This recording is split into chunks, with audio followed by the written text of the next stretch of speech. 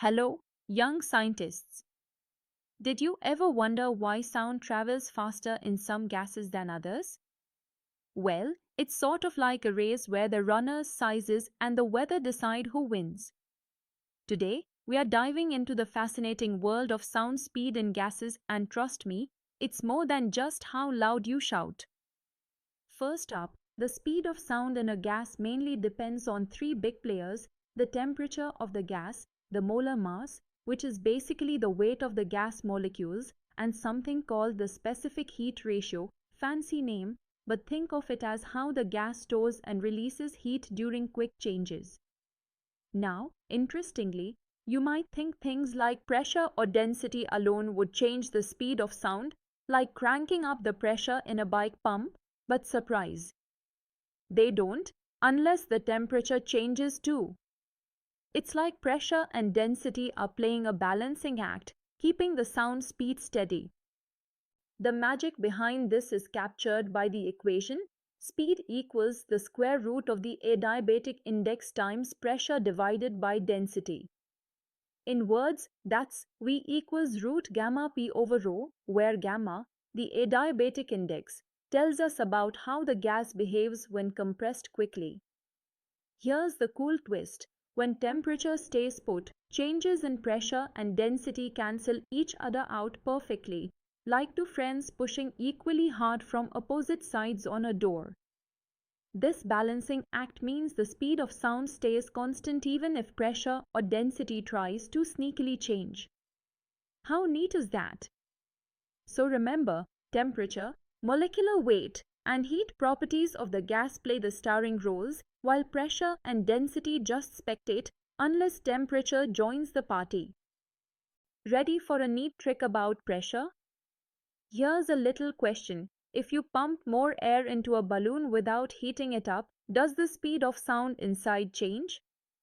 The answer: nope. When temperature stays constant, what we call isothermal conditions, pressure and density grow together like best friends holding hands. That's because pressure is directly proportional to density. In fancy math, pressure is proportional to rho, the density symbol. If we peek back at our trusty equation for sound speed, V equals the square root of gamma times pressure divided by density, well, if pressure and density scale up evenly, their ratio stays the same. That means speed, our friend V, stays constant too. Think of it like this: if you double the pressure, you also double the density, so pressure over density is still 1, making the speed stay put. This is backed up by molecular kinetic theory, which says average kinetic energy of gas molecules depends on temperature, not pressure. So, pumping more pressure without heating doesn't make molecules zip any faster, keeping sound speed unchanged. Picture a graph with pressure on the horizontal axis and speed of sound on the vertical. When temperature is constant, that line would be perfectly flat. Pressure changes, speed stays steady, a peaceful balance. So next time you squeeze a tire pump but don't heat the air, remember, pressure alone won't speed up sound's race inside. Density alone does not affect the speed of sound. For an ideal gas at fixed temperature, the density varies directly with pressure, as given by ρ equals Pm over RT. Since the ratio of pressure to density equals RT over m, it becomes independent of density alone. The speed equation, V equals the square root of gamma p over rho, or equivalently, the square root of gamma RT over m, shows that sound speed is unaffected by isolated changes in density. Real-world experiments also confirm that sound speed remains stable in denser gases when the temperature is the same. Time for a splashy topic: humidity. Does wet air sink faster than dry air? Not by much, but let's dive in. Humidity changes the air's composition by adding water vapor, which has a lighter molar mass than the usual nitrogen and oxygen crowd. This subtle shift lowers the average molar mass of air slightly, which in turn nudges the speed of sound a tiny bit. But here's the catch: humidity on its own isn't a major factor. Unless the temperature or the molar mass changes significantly, the speed stays nearly the same. Dry air and moist air at the same temperature have almost equal sound speeds because these small changes basically cancel out. The equation we trust, V equals square root of gamma times R times temperature divided by molar mass, still stands strong. Only the molar mass m slightly changes when water vapor sneaks in. Imagine a bar chart comparing the speed of sound in dry air versus humid air at the same temperature. The bars stand nearly side by side with just a whisper of difference.